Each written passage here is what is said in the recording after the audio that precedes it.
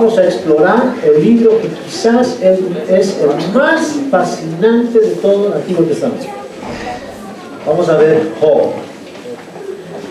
Y quiero recordarles que hasta ahora hemos visto 17 libros del Antiguo Testamento. Hemos visto las dos primeras bibliotecas. ¿Se acuerdan cuáles? La primera biblioteca es la del Pentateuco, compuesta por 5 libros. Y luego hemos visto los libros históricos, la segunda biblioteca compuesta por 13 libros. Le ha llegado el turno a la tercera biblioteca. Hoy vamos a abrir una nueva biblioteca del Antiguo Testamento. Esta biblioteca está compuesta por los libros de sabiduría y está complementada por los libros poéticos. Los libros de sabiduría son Job, Proverbios y Eclesiastés. Y está complementada por los dos libros que son Salmos y Cantar de los Cantares, como los libros poéticos. Y al entrar a esta nueva biblioteca, hermanos, vamos a comenzar también a estudiar un nuevo género literario dentro de la palabra de Dios: la literatura sapiencial. A excepción de Job, todos los demás libros fueron escritos durante la monarquía de Israel, cuando el reino todavía estaba unido. Es decir, cuando David y Salomón estaban en el reino. Eso se dio entre los años 1051 al 931 a.C. Recordemos que ese es el periodo en que reinaba la paz en el reino de Israel. Y esa fue la época considerada por muchos literatos y eruditos bíblicos como la época dorada de Israel, especialmente en lo que a literatura se refiere. Esta biblioteca de sabiduría y poesía forma un puente entre los libros históricos y los libros de los profetas que vamos a ver más adelante. Ahora, aunque la literatura hebrea está regada por todo el Antiguo Testamento, especialmente la poesía, específicamente estos 5 libros son los que se escribieron con este género literario. El libro de Job nos introduce al misterio de la soberanía de Dios en el sufrimiento humano. Y pese a que aquel libro proviene de una cultura muy lejana y es un libro muy antiguo, quizás el primer libro escrito de toda la Biblia, el libro de Job ha ministrado el corazón de millones de cristianos a través de los siglos. Vamos a explorar el libro en base a los 4 puntos que están en el bosquejo de hoy. En primer lugar, vamos a ver una realidad de 2 dimensiones. En segundo lugar, la controversia entre Job y sus amigos. En tercer lugar, cómo Dios pone en su lugar a Job. Y en cuarto lugar, un final glorioso. Vamos a inclinar nuestros rostros para pedir la gracia del Señor. Padre, queremos darte gracias por esta mañana, porque hemos podido cantarte alabanza, Señor, exaltar tu nombre, pues solamente tú eres digno de adoración, tú eres digno de nuestra alabanza. Y Señor, queremos rogarte que ahora bendigas tu palabra, que tu Espíritu, Señor, abra nuestros ojos, nuestro entendimiento, que podamos ver con claridad tu gloria en tu palabra, que seamos transformados, Señor, que la reflexión que hoy vamos a hacer en tu palabra nos transforme, que nos lleve a amarte más a ti por ser quien tú eres, nuestro Dios. Señor, te pedimos tu gracia y tu bendición, que guíes mis palabras, que guíes el corazón y los pensamientos de todos mis hermanos, que podamos entenderte a ti y conocerte a ti, Señor. Bendito seas, en Cristo Jesús oramos. Amén. Bien, hermanos, vamos a ver la primera parte entonces del libro de Job, capítulos 1 y 2. Y aquí quiero decirles que el drama desarrollado en este libro nos está mostrando en principio 2 realidades que existen en el universo. Una es la realidad terrenal y la otra es la realidad espiritual. Una está influyendo permanentemente en la otra. Es determinante la influencia que ambas tienen la una respecto a la otra. Y estas realidades también nos están mostrando 2 escenarios distintos.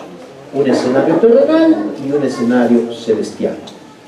En el primero, en el escenario terrenal, vemos a Job disfrutar de una posición verdaderamente privilegiada. Escuchen lo que dicen los 3 primeros versículos. Hubo un hombre en la tierra de Uz llamado Job, y era aquel hombre intachable, recto, temeroso de Dios y apartado del mal. Y le nacieron 7 hijos y 3 hijas. Su hacienda era de 7,000 ovejas, 3,000 camellos, 500 yuntas de bueyes, 500 asnas y muchísima servidumbre. Y era aquel hombre el más grande de todos los hijos de Oriente.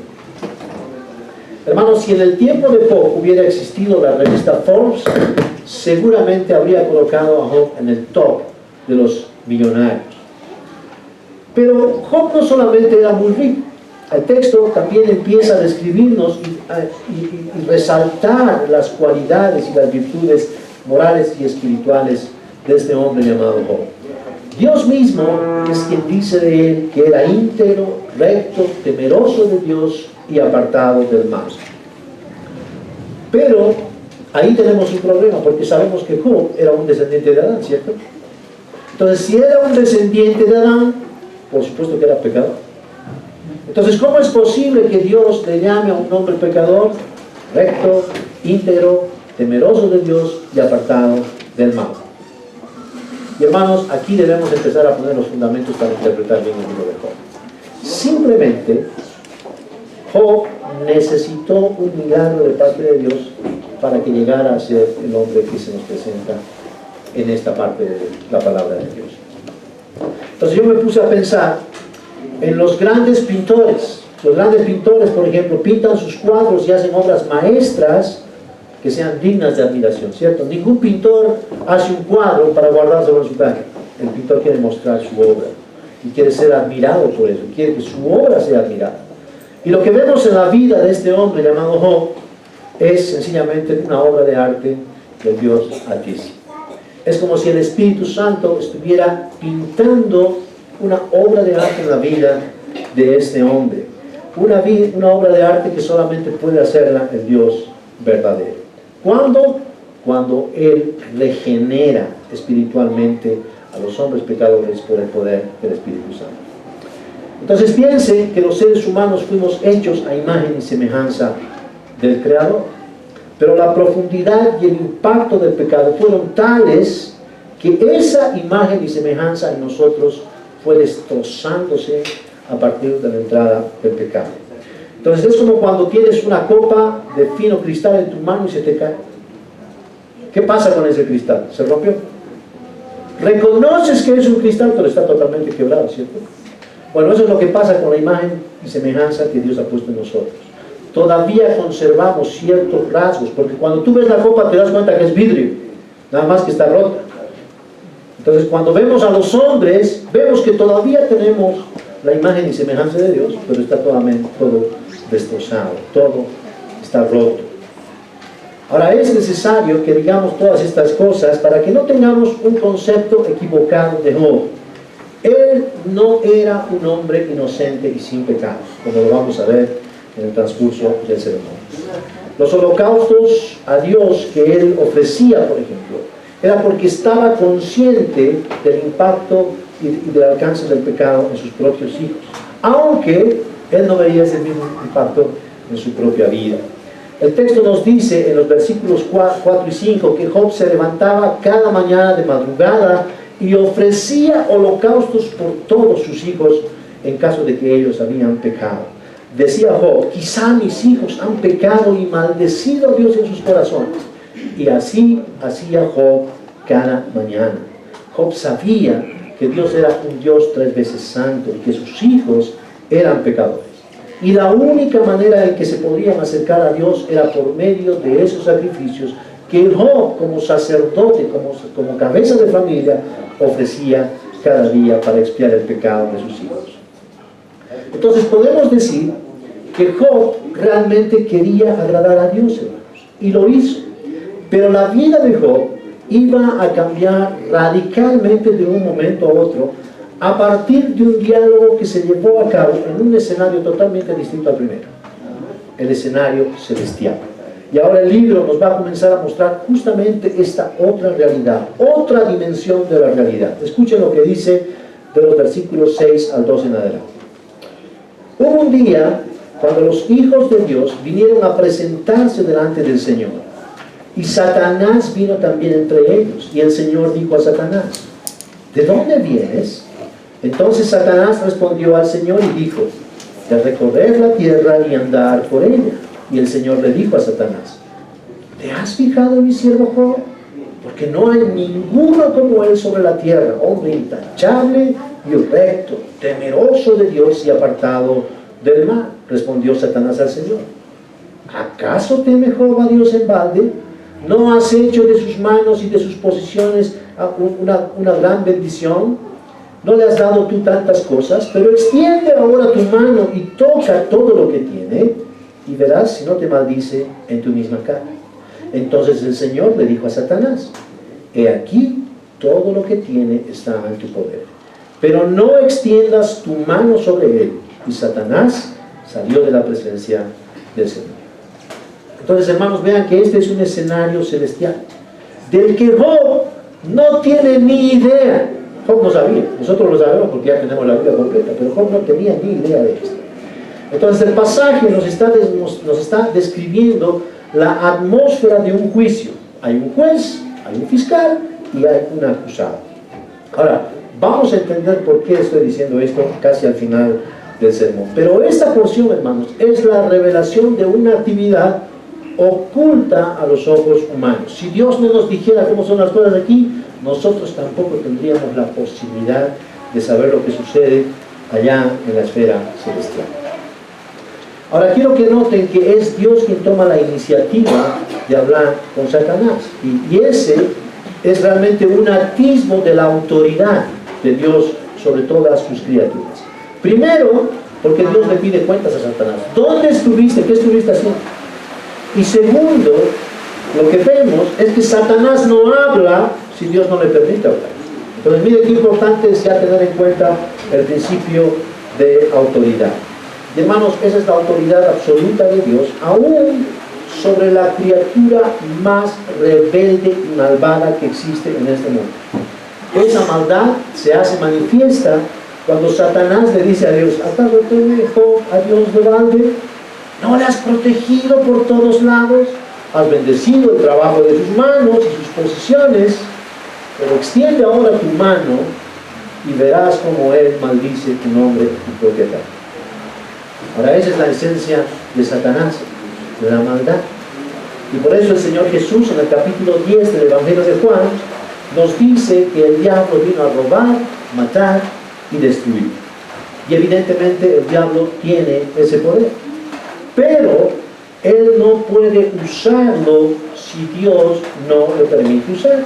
Él no puede hacer lo que le venga en gana. Tiene que recibir un permiso específico de Dios. Ahora, hermanos, este es el misterio de la sabiduría y la soberanía de Dios, que le dé permiso de actuar para que le quite absolutamente todas sus posesiones a Job. Y en un solo día, ese hombre pasa, que era el más grande de todos los hijos de Oriente, pasa a ser el hombre más miserable de todos los hijos de Oriente. Una seguidilla de las peores noticias que alguien jamás quisiera escuchar llegan hasta sus oídos. Pierde sus bueyes, sus asnas, sus criados, sus ovejas, sus camellos y a todos sus hijos en un solo día. La reacción de Job ante esta catástrofe realmente es sorprendente, hermanos. Yo diría que es sobrenatural. Escuchen cómo reaccionó Job ante esta tragedia. El versículo 20 dice: entonces Job se levantó, rasgó su manto, se rasuró la cabeza y postrándose en tierra adoró y dijo: desnudo salí del vientre de mi madre y desnudo volveré allá. El Señor dio y el Señor quitó. Bendito sea el nombre del Señor. En todo esto Job no pecó ni culpó a Dios.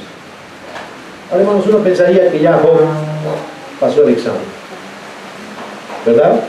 Ya lo más fuerte pudo ocurrir en su vida, y Job respondió muy bien. Imagínense el dolor profundo de haberlo perdido todo en un solo día.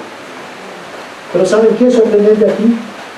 Que Job recién estaba entrando a la antesala de la escuela del sufrimiento que Dios tiene para sus hijos. Dios todavía no había terminado con Job. Entonces, todavía le faltaba el agua. Y ahí vemos otra cosa sorprendente, y es que Dios le da nuevamente permiso a Satanás para que otra vez lo hiera con alguna enfermedad. El versículo 7 del capítulo 2 nos dice que Satanás salió de la presencia de Dios e hirió a Job con llagas malignas desde la planta del pie hasta la coronilla. Hermanos, eso es abrumador y sorprendente. Porque lo que hemos visto es que era un hombre agradable a Dios. ¿Cómo es posible que Dios permita que su hijo, su siervo, cayera hasta semejante lugar de la miseria? Porque lo único que le quedaba a Job en ese momento era a su mujer. Y para colmo, su mujer le dice: ¿todavía guardas tu integridad? ¿Por qué no maldices a Dios de una vez y te mueres? Ahora, viendo esa actitud, lo primero que debería haber perdido Job es esa mujer, ¿no? Porque imagínense en el estado que está y que su mujer le venga a decir eso. Pero la respuesta de Job todavía es sorprendente aquí. Porque Job le dice a su mujer: como una mujer necia has hablado. ¿Aceptaremos de Dios solamente bien? ¿No aceptaremos también el mal? Y el texto dice que en todo esto Job no te puede consultar. Hermanos, eso impresiona de verdad. ¿Qué hombre es este Job? Piensen que solamente este hecho, hermanos, tira por abajo toda la teología de la prosperidad que muchas iglesias predican. Este falso evangelio promete que si estás con Jesús, todo te va a ir bien. Que si proclamas, declaras y decretas, la enfermedad va a ir de ti. Pero no es lo que vemos en la vida de Job. Hermanos, aquí necesitamos aterrizar, necesitamos ver la realidad tal y como la Biblia nos la plantea. Porque debemos saber que una experiencia que acompaña a la humanidad es precisamente el sufrimiento. Todos los que nacemos en este mundo, en esta tierra, vamos a sufrir. Apenas naces, ¿qué es lo que pasa? Naces llorando. Ya hay un shock, hay un cambio de ambiente de Dios, ¿verdad? La madre del parto de la persona, y todo es un sufrimiento a lo largo de toda nuestra vida. Y es totalmente natural en un mundo caído y quebrantado por el pecado, en un mundo que le ha dado la espalda a su creador. Es totalmente normal que las personas sufran, no solamente por el pecado de la gente que nos rodea, sino también por nuestro propio pecado. No solo el mundo está roto afuera, nuestros corazones y nuestra alma también están rotos. Ahora, podemos tratar de cuidarnos del dolor, de refugiarnos en todo tipo de cosas que encontramos en este mundo. Hay muchos sustitutos de Dios en este mundo, y por eso están las drogas, porque la gente se droga porque necesita privarse de una realidad. La gente toma alcohol porque necesita olvidarse de sus sufrimientos, olvidarse de sus problemas. Ahora, nos aferramos de todo ese tipo de cosas, en el trabajo, el sexo, la familia, la profesión y cualquier otra cosa, con tal de no pensar en el sufrimiento. Y esto significa que los seres humanos permanentemente estamos huyendo de Dios. Pero hermanos, todas esas cosas en las que podemos buscar refugio, en realidad son falsas, porque nada de eso es efectivo. Y saben, podemos construir una armadura y procurar con todas nuestras fuerzas blindar nuestro corazón para que el dolor no nos atraviese. Pero el problema es que el dolor no solamente viene de afuera, el dolor también viene de adentro en nuestros corazones. Hermanos, el dolor ya se instaló en nuestro corazón desde el día en que nacimos. Eso es crucial que entendamos. Así que lo que realmente está garantizado en este mundo roto es que vamos a sufrir. Esa es la razón por la que el Señor Jesús dijo: en el mundo tendréis aflicción. Esa es una realidad. Y Pablo en Hechos 14:22, escribiendo, hablando a la iglesia, dice que es necesario para los hijos de Dios entrar al reino de Dios por medio de muchas tribulaciones. El propio Bildad, aquí en el libro de Job, está reconociendo que el hombre nace para las aflicciones. Él dice en el capítulo 5, versículo 7, el hombre nace para la aflicción, como las chispas vuelan hacia arriba. Así que miren este antídoto en el libro de Job contra el evangelio light, contra el evangelio de la prosperidad, contra el evangelio de la autoestima, que solamente contempla tus necesidades, que te pone a ti en el centro, no a Cristo en el centro. Ahora, hermanos, uno puede sufrir de dos maneras. En primer lugar, podemos sufrir sometiéndonos a Dios y tratando de entender por qué Dios nos pone en el sufrimiento y adorarlo en medio de las pruebas. La otra manera es que podemos sufrir sin Dios. Podemos buscar refugio en diversas cosas en este mundo, pero saben que ese sufrimiento no tiene esperanza, no tiene transformación, no hay un cambio en nuestro corazón. Ese sufrimiento no tiene redención, no hay transformación en el corazón. Y hermanos, el punto de todo esto, del sufrimiento, es descubrir el propósito de Dios con las pruebas. Lo que Dios quiere revelarnos de un modo muy personal por medio del sufrimiento. Y eso era lo que Job no podía ver en su propia vida. No podía entender por qué estaba sufriendo. Y en lugar de inquirir en su propio corazón, se dedicó a discutir con sus amigos y a justificarse, diciéndoles que era un hombre bueno, diciéndoles que él no había pecado. Eso vamos a ver en el próximo punto. Pero ahora, veamos las implicaciones que tiene esta primera parte del libro de Job. En primer lugar, hermanos, Dios es absolutamente soberano. Él ordena soberanamente todo lo que va a suceder en este mundo. No hay nada, absolutamente nada en la creación que suceda si Dios no lo permite. Y por eso el Evangelio dice que no hay ni siquiera una hojita de un árbol que se caiga si Dios no lo permite. No hay un solo cabello de tu cabeza que va a caer si Dios no lo permite. Esa es la soberanía de Dios. En segundo lugar, hermanos, Dios nos está revelando por medio de Job que no por ser íntegros y rectos y piadosos estamos a salvo del sufrimiento. Ese sufrimiento viene porque hemos nacido en este mundo. Entonces, tercera cosa, Dios nos está revelando aquí, hermanos, cómo trabaja Satanás. Él es el enemigo de Dios y de sus siervos. Y por eso el apóstol Pedro dice en el Nuevo Testamento que el diablo anda como un león rugiente buscando a quien devorar. Y Jesús nos advierte que él vino a robar, a matar y destruir. El objetivo de Satanás, hermanos, era que Job blasfeme de Dios y lo adore a él en lugar de adorar a Dios. Por último, hermanos, la perseverancia de Job no se puede explicar fuera de la gracia de Dios, porque Dios es quien declara justo a este hombre. La inconmensurable e irresistible gracia de Dios es quien lo sostiene durante todas sus pruebas. Hermanos, lo que tenemos que notar aquí es que Dios había puesto en el cuenco de su mano a Job, y de ahí nadie lo podía arrebatar, ni siquiera su propia autosuficiencia.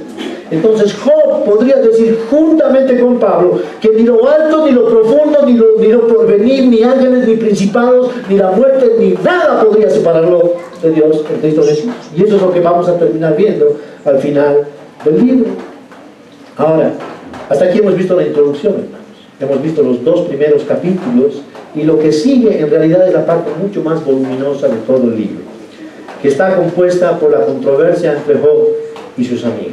Esa controversia ocupa 34 capítulos del libro de Job, y vamos a tener que verlo de modo panorámico y resaltar las cosas más importantes que hay en él. Veamos entonces los argumentos de Job y de sus amigos. La controversia. El capítulo 4 empieza diciendo que entonces respondió Elifaz temanita y dijo: si alguien osara hablarte, ¿te pondrías impaciente? Pero ¿Quién puede abstenerse de hablar? Ahora, todos reaccionamos ante el sufrimiento de cualquier manera. Y reaccionamos de acuerdo a la cosmovisión, de acuerdo a la forma en que hemos sido educados. Y eso es lo que están haciendo los amigos de Job aquí. Que en un principio tuvieron un comportamiento, hermanos, espectacular. Porque cuando se enteraron de que Job estaba en esa situación, dice que recorrieron muchos kilómetros para ir a verlo. Y cuando lo encontraron, se rasgaron sus vestiduras, se echaron ceniza, lloraron con él y estuvieron con él 7 días y 7 noches sin decir nada. No sabían qué decir al ver el estado de su amigo. Ellos lo habían conocido tan próspero, tan bien, y ahora lo veían en esa miseria. Y obviamente es difícil saber qué decir cuando vemos a una persona así. Ahora, esos 7 días y 7 noches, ellos estaban buscando las razones por las que Job estaba como estaba. Y eso es bien importante. Entonces, al cabo de una semana, ya uno pues no se aguanta, por eso le dice a su amigo, ya tengo que hablar. No pudieron evitar. Entonces, Elifaz, no pudo aguantar más y le dijo a Job el por qué estaba en esa situación. Y lo que está haciendo Elifaz, hermanos, es hacer gala de su teología. Y le dice a Job que estaba sufriendo por su propio pecado. Job, algo has hecho mal, has pecado terriblemente y por eso Dios te está pagando por eso. Ahora, hermanos, eso es lo que se conoce como la teología de la retribución. Y eso es tan antiguo como el libro de Job. Eso está impregnado en la mente de la humanidad. ¿Qué es la teología de la retribución? Que Dios bendice abundantemente a un hombre de acuerdo a la bondad que él tiene. O, por el otro lado, que Dios castiga severamente a un hombre por el nivel de maldad que hay en su vida. Es decir, la bendición o el castigo es proporcional a la conducta del hombre. Esa es la teología de la retribución. Entonces Elifaz le dice en el versículo 7, recuerda, Job, porque ¿quién siendo inocente ha perecido jamás? ¿O dónde han sido destruidos los rectos? Porque lo que yo he visto, los que hagan inequidad y los que siembran la aflicción, eso es lo que siembran. Y tú estás viviendo esto porque has pecado gravemente. Según Elifaz, Dios juzga al injusto y da prosperidad al justo. En otras palabras, Elifaz está diciendo, Job, estás así porque sembraste iniquidad. Y la solución es que te arrepientas y busques a Dios. Ahora, hermanos, eso entristece a Job terriblemente, porque en lugar de recibir consuelo, estaba recibiendo una acusación. Pero Job sostiene que él es inocente y desafía a sus amigos a que le demuestren cuál es su pecado. Eso está registrado en el capítulo 6, versículo 24. Y dice Job a sus amigos, díganme, instrúyanme, yo callaré. Muéstrenme mi pecado para que yo lo acepte. El capítulo 7 muestra cómo Job reflexiona de las miserias de la vida y a medida que va hablando con sus amigos, va hablando con Dios y va hablando consigo mismo respecto a todo lo que estaba pasando. Y cuando está en el punto más alto de su autocompasión, es su otro amigo, Bildad, el que interviene en el capítulo 8. Y dice, ¿hasta cuándo hablarás estas cosas y serán viento impetuoso las palabras de tu boca? ¿Acaso tuerce Dios la justicia o tuerce el Todopoderoso lo que es justo? Escuchen esto. Si tus hijos pecaron contra Él, entonces Dios los entregó al poder de su transgresión. Si tú buscaras a Dios e imploraras la misericordia del Todopoderoso, así fueras puro y recto, ciertamente Él se despertaría ahora en tu favor y restauraría tu justa bendición. Ahora miren eso. Job estaba destrozado y su amigo le dice que sus hijos habían muerto por su pecado. Vean ese consuelo. Qué torpeza la de Bildad. Ahora, Bildad está diciendo que Dios nunca castiga a un inocente y por esa razón cree que la muerte de sus hijos, de los hijos de Job, seguramente es porque habían graves pecados en su vida. Cree que el sufrimiento es resultado del pecado y la solución se encuentra en la oración y en una vida recta. ¿Qué vemos en Bildad? Que Bildad es un moralista. Piensa que él, por portarse bien, va a recibir todas las bendiciones de Dios. Ahora noten que esa es la misma teología de Elifaz, porque en el fondo es teología de la retribución. Entonces Job le responde que sus razonamientos no explican por qué él estaba sufriendo. ¿Por qué? Porque él se consideraba justo a sí mismo. Job tenía una conciencia limpia delante de Dios. Él dice que él ha sido fiel y sin embargo Dios ahora le está haciendo sufrir. Y dice que Job quisiera tener una entrevista con Dios para defenderse, para argumentar cuál era su caso, diciendo que él era inocente y porque él no tenía pecado. Entonces en el capítulo 10 dice Job: diré a Dios, no me condenes, hazme entender por qué estás contendiendo conmigo, porque yo soy bueno. Entonces miren eso. Job no entiende por qué Dios le está tratando de esta manera. La depresión está instalada en su corazón. Ahora, por supuesto, eso hace que su tercer amigo Sofar intervenga, porque también él tiene algo que decir. Y entra en la discusión ya muy calentito el hombre, con un durísimo comentario. Y le dice que Job en realidad no es inocente y que merece un castigo muchísimo peor del que ya está viviendo. Vean eso. Qué manera de consolar al amigo. Ahora claro, en esas condiciones, como estaba Job, él también tiene que enfurecerse y la discusión va subiendo de tono cada vez más. Y en el capítulo 12 le dice: ustedes sí que lo saben todo, ¿verdad? Y cuando mueran, ustedes creen que la sabiduría va a morir con ustedes. Ahora, yo también sé algunas cosas, dice Job. ¿Y saben qué? Ustedes no son mejores que yo. Entonces miren cómo se enoja Job. Sin embargo, ustedes se ríen de mí, porque clamo a Dios y espero su respuesta.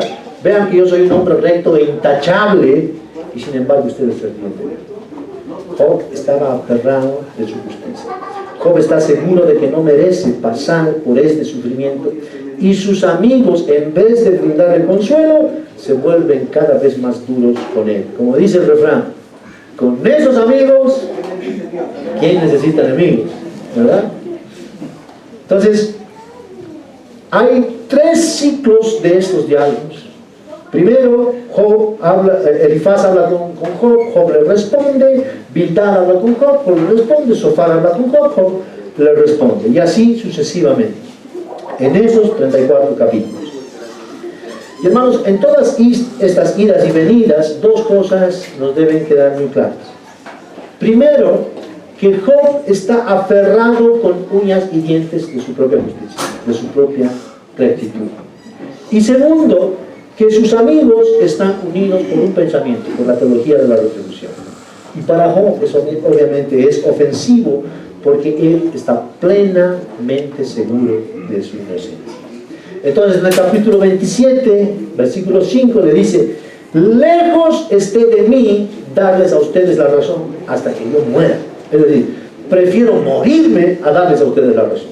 Yo soy inocente, no importa lo que ustedes digan. No voy a abandonar mi integridad. Me aferraré a mi justicia y no la soltaré. Mi corazón no reprocha ninguno de mis días. Hermanos, eso es lo que enfurece cada mes más a sus amigos. Cada vez la conversación se vuelve más acalorada, pero con un lenguaje poético. Miren, eso es lindo, ¿no? ¿Alguna vez alguien ha discutido con poesía? Traten los matrimonios de pelearse con poesía.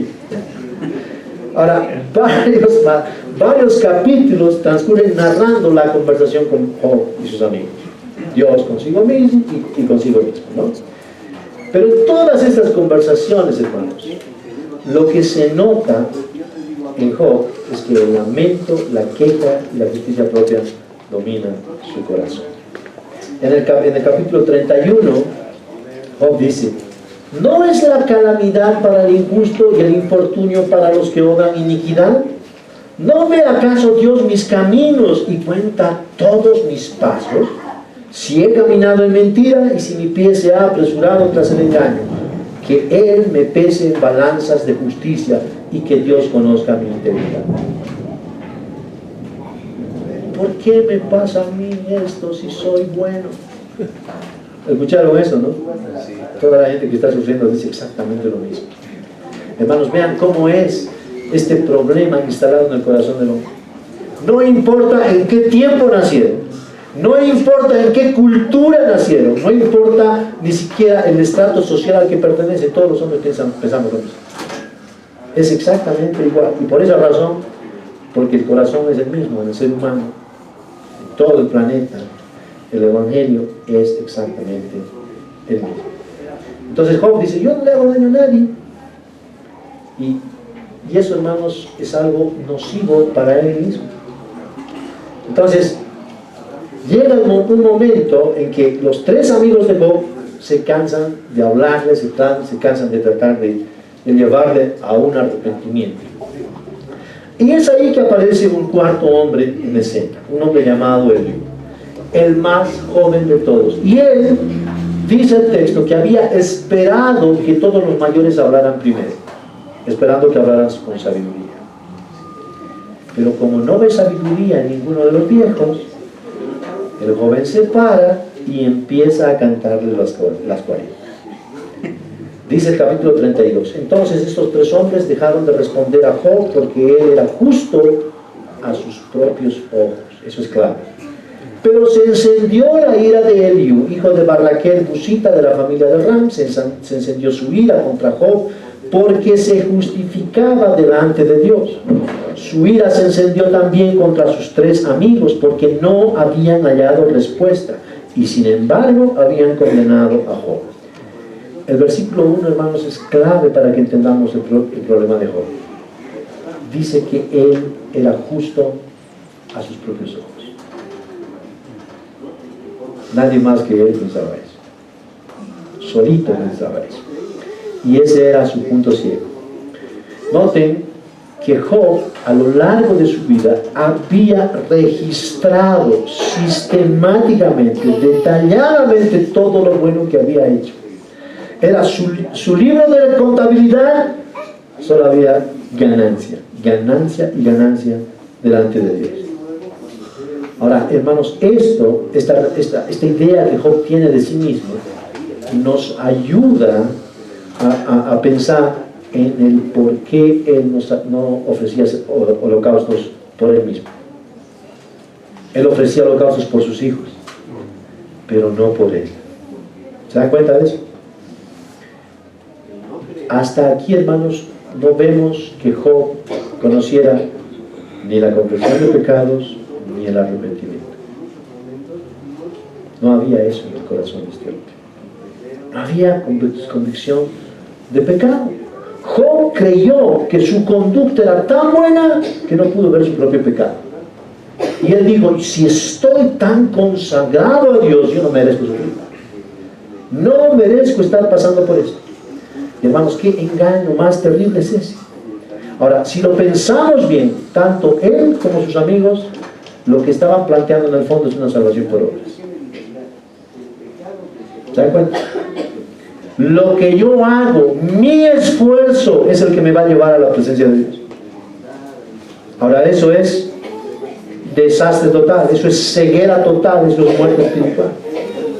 Entonces, en resumen, Eliú les está diciendo que no fueron nada sabios al confrontar a Job, y con Job, con tanta queja, en el fondo estaba acusando a Dios de ser injusto, al castigarlo siendo él tan bonito.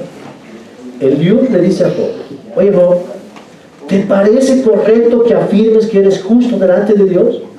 Estás totalmente equivocado. Levanta tus ojos al cielo y mira las nubes en lo alto. Si pecas, ¿en qué afecta esto a Dios? Incluso si pecas una y otra vez, ¿qué efecto crees que va a tener eso sobre Dios? El Dios es altísimo, el Dios es omnipotente, Dios no necesita nada de ti. Si eres bueno, ¿es acaso algún regalo para Dios? ¿Qué es lo que tú puedes darle? No puedes darle nada. Tus pecados afectan únicamente a personas como tú. Y tus acciones buenas solamente se quedan aquí abajo, con tu poder. Para con Dios no tienes nada. Interesante, ¿no? Porque lo que estamos viendo es que este libro tiene la teología correcta. Interesante es eso. Entonces, en síntesis, le está diciendo que Dios le había estado gritando por medio de su dolor, pero él ha estado tan ocupado justificándose, viéndose lo bueno que era, que no lo podía escuchar. Eso es lo que Dios le está diciendo a Job. Y le está diciendo que el sufrimiento es el método de Dios para corregir lo que estaba mal en su propia vida. Algo tenía que aprender Job con este sufrimiento. Entonces la teología de Dios es buena, pero ¿saben? No es suficiente para que Job abra sus ojos. Lo que Job realmente necesita es un verdadero encuentro con Dios, un encuentro cara a cara con Dios. Solo Dios puede derribar todos los argumentos de autosuficiencia y la justicia propia que Job tiene, como vamos a ver más adelante en nuestro próximo estudio. Ahora, piensen en esto, hermanos. Los tres amigos de Job, aun cuando tenían algunos conceptos buenos de Dios, en realidad no conocían a Dios. Podían conocer su justicia, su santidad, su ira, pero no conocían la gracia de Dios. No conocían el amor de Dios. Ahora, eso es exactamente lo opuesto a lo que vemos en nuestra realidad hoy día. Porque mucha gente dice que cree en Dios y cree en un Dios de amor. Solo es amor. Dios no tiene ira, Dios no tiene justicia, Dios no tiene santidad. Ahora, eso es ver un Dios equivocado. Porque Dios en su palabra se revela en todos sus atributos. Y en sus atributos, dice que Dios es amor, sí. Dice que Dios es santidad, Dios es justicia, Dios es ira, etc. Necesitamos contemplar al Dios que dice la Biblia, no al Dios que nosotros nos imaginamos. Entonces, uno de mis escritores, Tozer, dice un comentario muy interesante en uno de sus libros. Dice: la esencia de la idolatría es tener pensamientos acerca de Dios que no son dignos de Él. Interesante. Porque con esa frase lo que estábamos demostrando aquí es que Elifaz, Bildad y Sofar tenían ideas de Dios que no eran dignas de Él. Y en el caso de Job, se puede decir que aun cuando tenía un concepto muy elevado de Dios, su concepto de sí mismo estaba en la misma dirección. También era muy elevado. Así que esencialmente, todingo, como dicen los cantos, era Dios. Miren, hermanos, el mayor ídolo de Job era su autoestima. Y por supuesto, Dios tiene que hacerle entender quién era en realidad. Y eso es lo que vamos a ver en el tercer punto. Pero no sin antes ver las implicaciones que nos ha dejado esta segunda parte. Primero, Dios es absolutamente soberano y ordena todo lo que va a suceder en su creación. Dios permite el sufrimiento en la vida de Job, aunque Job no entendía sus motivos, razones y objetivos que Dios tenía al darle este sufrimiento. Segunda cosa, piensen en esto. Cuando estamos llenos de nuestra propia justicia, no podemos reconocer la gracia de Dios. Cuando pensamos que somos buenos, no valoramos la gracia de Dios. Nuestros supuestos méritos nublan nuestro entendimiento, nublan nuestra vista. Tercera cosa, hermanos, cuando veamos a alguien sufriendo, no seamos como los amigos de Job. No vayamos con el chicote encima. ¿Saben, hermanos? Nosotros no sabemos los secretos de Dios en el trato privado a cada persona, a cada individuo. Solamente Él los conoce. Nosotros vemos de afuera, Dios mira el corazón. Somos ignorantes de los designios de un Dios tan alto y sublime. Ahora, por último, hermanos, todos tenemos pensamientos indignos acerca de Dios. Todos tenemos conceptos de Dios que no vienen de la Biblia. nos imaginamos quién es Dios, y esencialmente eso nos hace idólatras. Porque miren, la gente piensa que cree en Dios, pero no conoce al Dios de la Biblia. ¿Se dan cuenta? Cuando tú le preguntas a alguien, ¿conoces a Dios? Sí. ¿Lo amas? Oh, sí, no sabes cuánto lo amas. ¿Qué se llama, pues? Y no sabes su nombre. ¿Es tu padre? Sí, claro, es mi padre. ¿Cuáles son los mandamientos de tu padre? No saben cuáles son los mandamientos. ¿Cómo dicen conocer a Dios? ¿Cómo pueden amar a un Dios que no conocen? Es imposible. Entonces hay totalmente incongruencia. La gente dice Diosito, Diosito. ¿Se han dado cuenta de eso? Y Diosito es asícito para ellos. Es un Dios que se meten al bolsillo, que le pueden hacer lo que ellos quieren. Es un Dios hecho a su imagen y semejanza. Hermanos, cuando nosotros tenemos un concepto de Dios que no proviene de las Escrituras, estamos ofendiendo a Dios. Nos hemos fabricado un Dios a nuestra imagen y semejanza, un Dios así chiquitito. Un Diosito que haga lo que yo le pido, lo que yo quiero, un Dios que cumpla mi voluntad. Pero hermanos, ese no es el Dios soberano. No es el Dios que estamos viendo en el libro de Job. El Dios que estamos viendo en este libro es un Dios absolutamente soberano por toda su creación, sobre todos los cielos. Él reina, aún sobre Satanás, que es el más perverso de todas sus criaturas. Ahora, eso es lo que vamos a ver en nuestro tercer punto. Al ver cómo Dios pone en su lugar a este hombre Job, a su siervo. Capítulo 38. Entonces el Señor respondió a Job desde el torbellino: ¿quién es este que pone en duda mi sabiduría con palabras tan ignorantes? Prepárate, muestra tu hombría, porque tengo algunas preguntas para ti y tendrás que contestarlas. Job: ¿dónde estabas tú cuando puse los cimientos de la tierra? Dímelo, ya que sabes tanto. ¿Quién decidió sus dimensiones y extendió la cinta de medir? ¿Qué es lo que sostiene sus cimientos? ¿Quién puso su piedra principal? Mientras las estrellas de la mañana cantaban a coro y todos los ángeles gritaban de alegría. ¿Quién contuvo el mar dentro de sus límites cuando brotó del vientre y cuando yo vestí de nubes y lo envolví en densa oscuridad? Pues lo encerré detrás de portones con rejas y puse límite a sus orillas. Y le dije: de aquí no pasarás. Aquí se detendrán tus orgullosas olas. Job, ¿alguna vez has ordenado que aparezca la mañana o has causado que el amanecer se levante por el oriente? ¿Has hecho tú que la luz del día se extienda hasta los confines de la tierra para poner fin a la oscuridad de la noche? Wow. Hermanos, esto es lo que Job estaba necesitando. Él fue tan terco que nadie le pudo mover de su posición. Y si bien no había pecados groseros en su vida, lo que vemos es que el sufrimiento sacó a luz un pecado que Job tenía, que estaba extremadamente escondido en su corazón.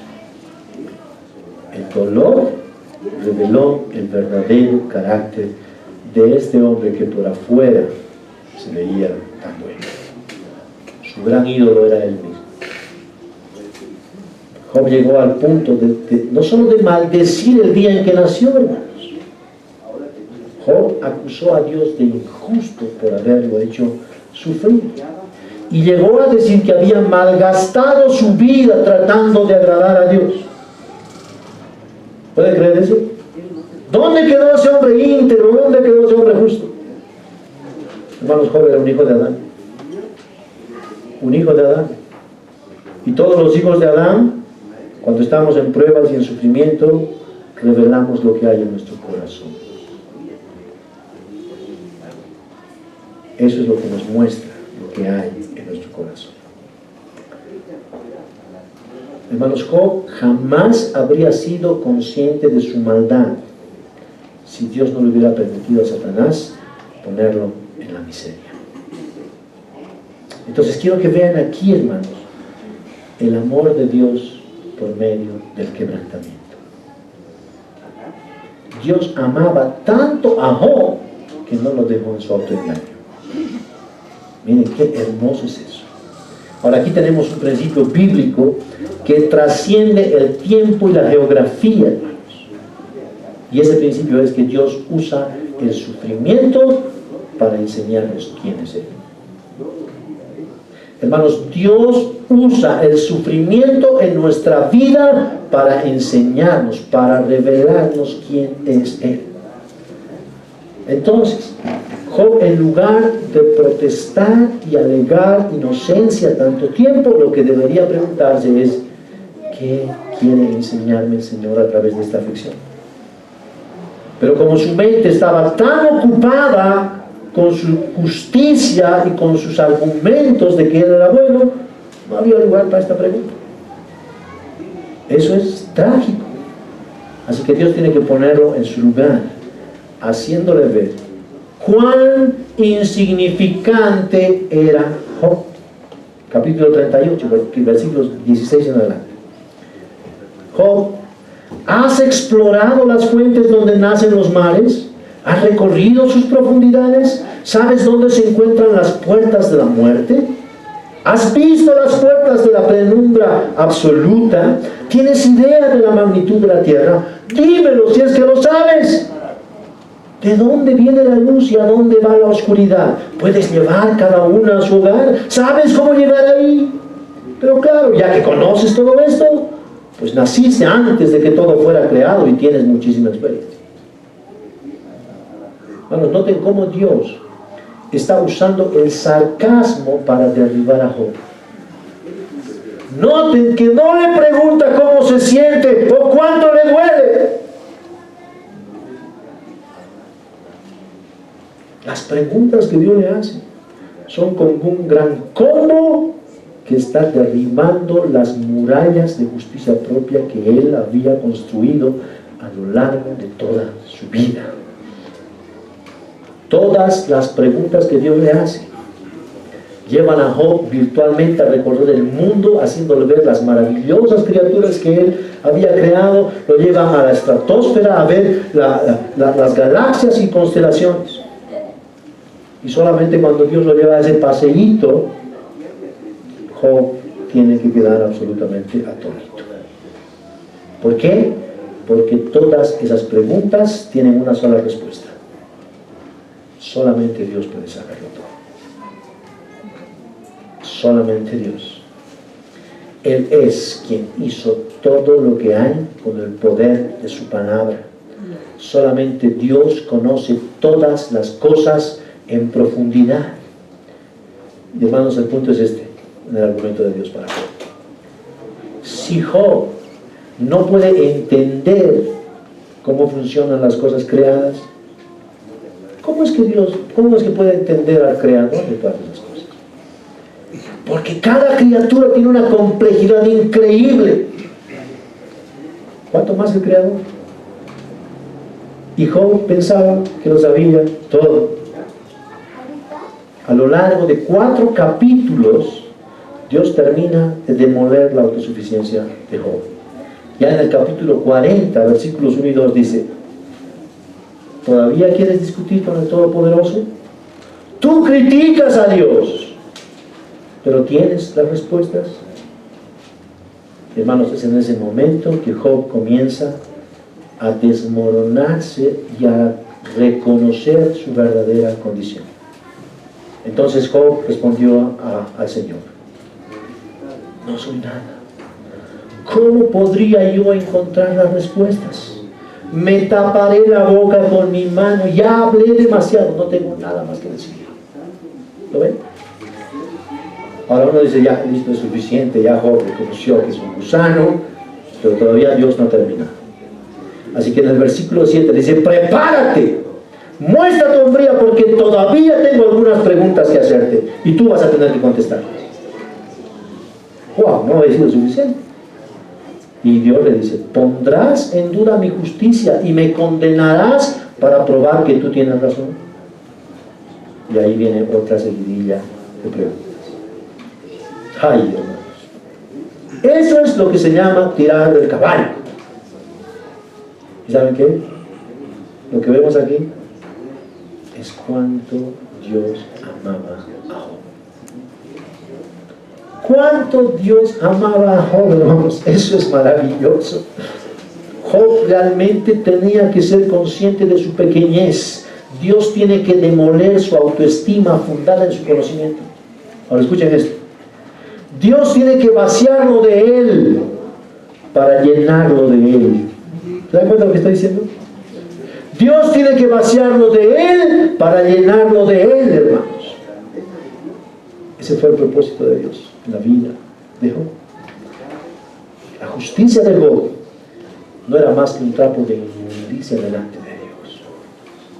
Y eso es lo que dice el profeta Isaías, que nuestras justicias, lo mejor de nosotros, lo más sublime de nosotros, delante de Dios, es un trapo de inmundicia. ¿Cuánta razón tenía Isaías? Entonces solamente cuando Job puede mirar objetivamente quién es Él y quién es Dios, agacha su cabeza y le dice a Dios: Señor, sé que tú todo lo puedes y que nada puede detenerte. Tú preguntaste: ¿quién es este que pone en duda mi sabiduría con tanta ignorancia? Soy yo, Señor. Y hablaba cosas que no entendía, cosas demasiado maravillosas para mí. Tú dijiste: escucha y yo hablaré. Tengo algunas dudas y preguntas y tendrás que contestarlas. Señor, hasta ahora solo había oído de ti, pero ahora te he visto con mis propios ojos. Me retracto de todo lo que dije, y me siento en polvo y ceniza en señal de arrepentimiento. Wow. Por primera vez en su vida, este hombre está hablando de arrepentimiento. Eso es algo que él no conocía. Eso era lo que le faltaba. Por fin reconoce la grandeza de Dios, la magnificencia de Dios. Pero para que eso llegara a suceder, Dios tuvo que quebrantarlo. ¿Miren esa bendición? ¡Wow! Hermanos, sin ese quebrantamiento, Job no habría sido transformado. Ahora, ¿saben qué? Esto es lo que ocurre cuando una persona tiene un verdadero encuentro con Dios. Menos que eso, no es conversión. Eso le ocurrió a Isaías cuando Dios le reveló quién estaba en el monte, en el templo. Isaías vio la gloria de Dios y dijo: ¡ay de mí, soy hombre muerto, porque soy hombre de labios inmundos! He visto con mis ojos al Rey de los cielos. Le ocurrió a Pedro cuando vio el poder de Jesús. Le dijo: apártate de mí, Señor, porque soy hombre pecador. Le ocurrió al centurión, hermanos, cuando Jesús estaba yendo a su casa y él se postró, le dijo: Señor, no eres digno de que entres en mi casa. No soy digno. Le ocurrió al apóstol Juan, hermanos, cayó como muerto cuando vio la gloria de Cristo al recibir el Apocalipsis. Hermanos, ese es un encuentro con Dios genuino, verdadero. Ese es el encuentro que transforma las vidas. La gloria de Dios se manifestó a estos hombres. Ahora, hermanos, quiero que vean que esta es la llave para interpretar el libro de Job. La gloria de Dios. La gloria de Dios. La historia de Job no se trata preeminentemente del sufrimiento de Job. ¿Saben de qué se trata? De la gloria de Dios. Entonces aquí quiero recordarles lo que dije al comenzar. ¿Recuerdan? Les dije que el texto al empezar nos muestra el ambiente, la atmósfera de un juicio. Hay un juez, un fiscal y un acusado. ¿Recuerdan esa escena de la que Job no era consciente en absoluto? Bueno, vamos a traerla otra vez acá. En ese lugar, en el lugar celestial, hay un juez, un fiscal y un acusado. Dios es el juez, Satanás es el acusador, y aparentemente Job es el acusado. Pero ¿saben qué? En realidad Job no es el acusado. En realidad Dios es el acusado. Porque Satanás, en su osadía y su maldad, le está diciendo a Dios que él no es lo suficiente suficientemente glorioso como para ser adorado por ser quien es. Este Job te quiere por interés. ¿No ves que él te ama, te adora por las cosas que tú le das? No te ama por ser quien eres. No eres tan hermoso para ser adorado. Miren esa cosa. ¡Wow! Este Job al que tú bendices tanto es un manipulador. Te quiere por lo que le das. ¿Y sabes qué? Tú eres injusto por hacer eso. ¿Cómo puedes bendecir a un hipócrita? A uno que dice que te ama por las cosas que le das. Y Dios le tiene que dar permiso. ¿Para qué? Para probarle que Satanás no estaba diciendo la verdad. Ahora, hermanos, esa es la estrategia de Satanás. La misma estrategia la tuvo en la ley. Cuando le tentó a Adán y Eva, les dijo, ¿saben qué? Dios es malo, en realidad no es justo. ¿Cómo les va a prohibir que coman de este árbol? ¡Coman! Van a ser como él. Y ahí vino toda la catástrofe. Miren la estrategia de Satanás. Te hace poner los ojos en las cosas que parece que te van a hacer feliz. Esta semana yo hablaba con una hermana, esclavizada a su trabajo. Y dice, no puedo salir de esto. No sé qué me pasa, no quiero a Dios, no deseo a Dios. Y yo dije, ¿eres feliz? No. Está esclavizada a su trabajo y no es feliz. ¿Se dan cuenta? ¿Por qué huye de Dios? No lo quiere a Él. Quiere sus bendiciones, pero no lo quiere a Él. ¡Wow! Entonces, hermanos, de lo que se trata el libro de Job es de la gloria de Dios. Es la gloria de Dios la que estaba en juego. El sufrimiento de Job es el tema subordinado del libro, no es lo primero. Ahora, ¿qué debemos entender de todo esto? Vamos a ver las implicaciones. Primero, estar tan llenos de nosotros mismos nos impide ver a Dios. ¿Escucharon esas personas que solo hablan de ellos? ¿Tienen esas conversaciones? Donde todo es yo hice, yo dije, yo fui, yo llevé, yo traje. Todo yo. Bueno, ese era Job. Y como Job, toditos son. Cuando tú escuchas hablar lo que Dios hizo en sus vidas es diferente. Miren eso, hermanos. Eso es totalmente diferente. Segundo, Dios tiene que vaciarnos de nosotros mismos para llenarnos de su gracia. Es decir, hermanos, esto es clave. Dios va a venir a demoler nuestra autoestima con su evangelio para mostrarnos lo que verdaderamente somos. Gusanos del polvo. Hermanos amados, nuestra autoestima, la verdadera autoestima, está en lo que somos en Cristo. No en nuestros esfuerzos, no en lo que hacemos. Nuestra autoestima radica en la posición que tenemos en Cristo. Y como vamos a ver la semana que viene, estamos sentados en lugares celestiales. Es una realidad incambiable, impresionante. Ahí radica nuestra autoestima. Tercero, Satanás es siervo de Dios. Pese a su inmensa maldad, sirve a los propósitos redentores del amor de Dios. Miren eso. Él no puede hacer lo que quiere. Como dice el refrán, el diablo no sabe para quién trabaja. Trabaja para Dios. Lo odia, pero trabaja para Él.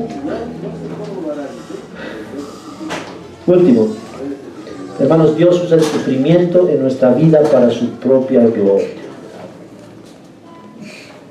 Dios usa el sufrimiento en nuestra vida para su propia gloria. Ahora, esto no lo van a entender con su mente natural.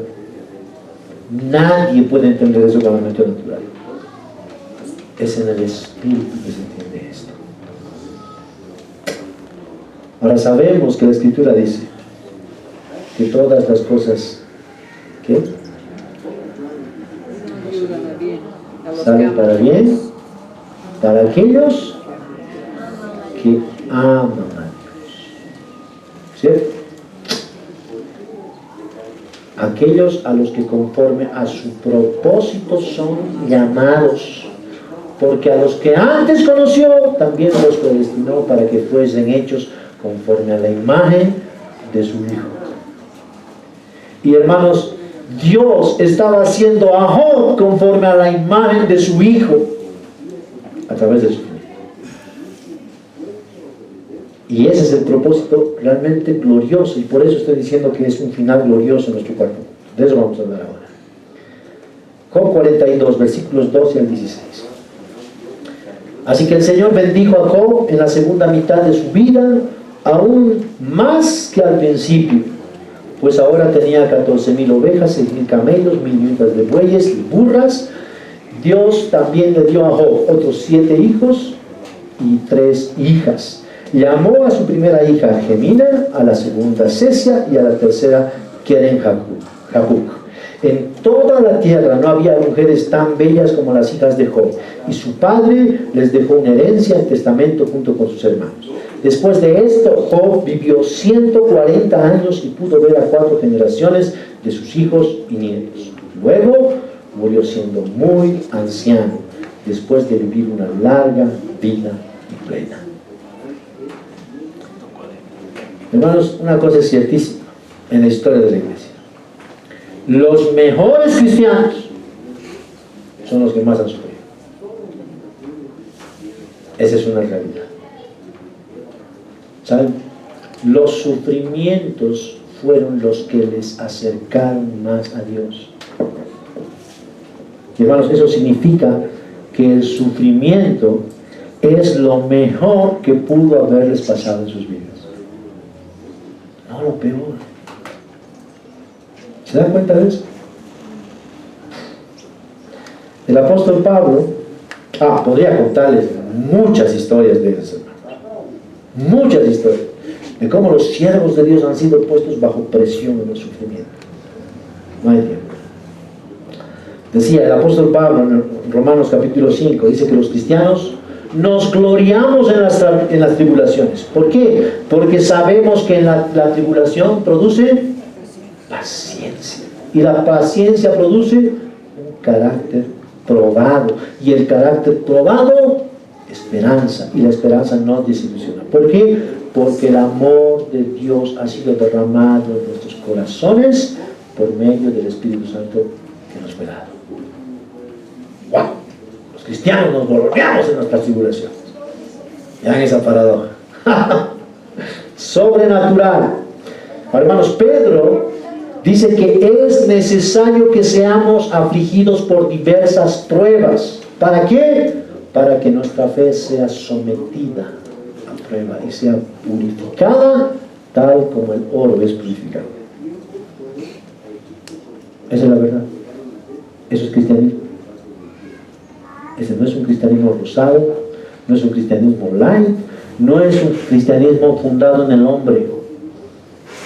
Es un cristianismo fundado en la gloria del Dios majestuoso y todopoderoso. Ese es este evangelio que estamos viendo aquí. El escritor C.S. Lewis dijo: no solamente somos personas imperfectas que necesitan crecer, sobre todo somos rebeldes que necesitan rendir sus almas. Y eso es lo que hizo Job, hermanos. Se rindió a Dios, tal como cada uno de nosotros necesitamos hacer. Rendimos a Dios. Ahora piensen cómo termina el libro de Job. Job fue limpiado y purificado de su odioso orgullo mediante el sufrimiento. El libro termina corrigiendo la mala teología de la retribución que los amigos de Job tenían. Y Dios los humilló también a ellos. No hemos alcanzado a ver eso. Los humilló también a ellos. Pero hermanos, por sobre todo, Job termina vindicando la gloria y el honor de Dios. Satanás salió derrotado. Job aprendió a amar a Dios por quien era, no por su posición. Job aprendió a amar a Dios no por su propio esfuerzo, sino porque Dios le dio la justicia perfecta y maravillosa de su Hijo amado. Job no habría sido jamás declarado justo si Dios el Padre no le habría regalado la justicia de su Hijo. Por eso es que la Biblia dice justo. Por eso fue Job justo, porque tenía la justicia de su Hijo. Ahora, para terminar, hermanos, quisiera que reflexionáramos en estas preguntas. Si Satanás nos acusara delante de Dios por no amarlo por ser quien es Él, sino por amarlo por las bendiciones que nos da, ¿eso sería cierto?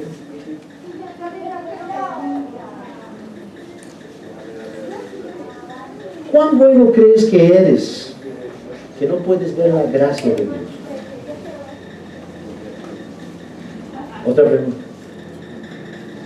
¿Aceptas el hecho de que Dios en su soberanía absoluta pueda hacer de tu vida lo que Él quiere? ¿Aceptas eso? ¿Cuánto cuestionas a Dios en medio de las pruebas? ¿Cuánto le echas la culpa de lo que te pasa? De que Dios es malo, de que te ha abandonado, de que pobrecito estás solo en este mundo. Ahora, hermanos, lo crucial en el libro, ¿saben? Dios nos ha dejado este libro porque esa es su manera de introducirnos en el sufrimiento de uno infinitamente mayor que Job. Eso es increíble. Hubo alguien que sufrió infinitamente mucho más que Job. Tanto sufrió que fue llamado varón de dolores, experimentado en quebranto. Hermanos, Job estaba en la miseria y con todas sus armas, sus amigos estaban. Pero Cristo, dice el profeta Isaías, que fue desfigurado de tal manera que no había hermosura en él, que no tenía atractivo para que alguien le desee.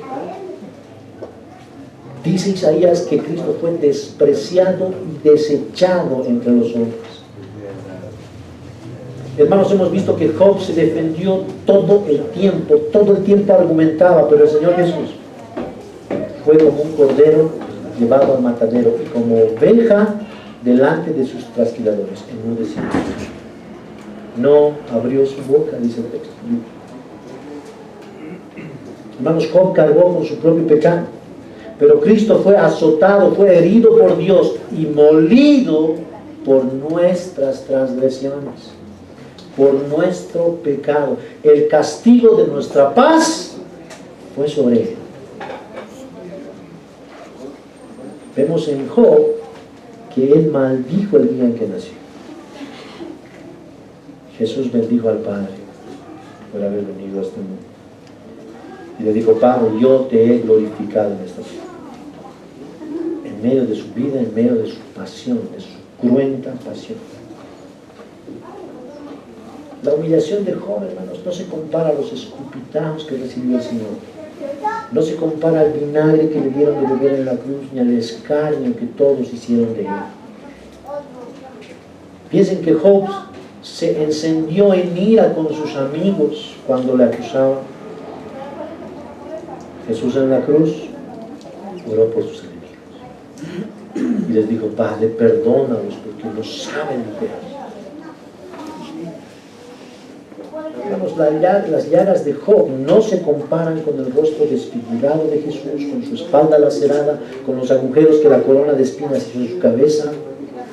No se comparan con su costado traspasado, con sus manos y sus pies agujereados por esos clavos. Hermanos, el mismo Dios que le dio permiso a Satanás para que hiciera sufrir a Job es el mismo Dios que se hizo hombre para venir a padecer el peor de los sufrimientos. Mientras Job conservó su vida, Jesús la entregó por los pecadores. Y soportó no solamente los dolores de Job en la cruz, soportó los dolores de cada ser humano pecador que nace en este mundo. Ahora, hermanos, no estoy diciendo que este es un final glorioso por las bendiciones terrenales que Dios le dio a Job. Eso no sería nada glorioso, porque todo en este mundo se va a quemar, nada va a pasar al otro lado. ¿Saben por qué es un final glorioso? Porque Job no murió a sus 140 años. Job terminó en el regazo del Padre por la obra de Dios. Ese es un final glorioso. Terminó ahí no por aferrarse a su propia justicia, terminó ahí por creer que alguien superior a él, un sustituto, un Cordero Santo, perfecto y sin mancha, murió en su lugar. Ese es el final glorioso. Hermanos, Dios amaba tanto a Job que permitió que sufriera con el único propósito de que se encontrara con él cara a cara. Dios lo declaró justo, le llamó íntegro, le dijo que era recto, apartado del mal, porque Job estaba en Cristo. Por eso, Cristo se hizo maldito para que Job se hiciera bendito. Hermanos, Cristo se hizo maldito para que tú y yo también fuéramos benditos, para llevarnos cara a cara a su presencia. Cristo se hizo maldito para que tú y yo tengamos el mismo glorioso final que Job tuvo. Ese es un final glorioso. Hermanos, Job termina con las bendiciones en la eternidad, que son infinitamente superiores a las bendiciones terrenales. Job tuvo un encuentro con Dios cara a cara, con el Dios de la gracia, y a él lo conoció. Un Dios de gracia, y una sublime gracia. Gloria a Dios por eso. Gloria a Dios por eso. Vamos a ver.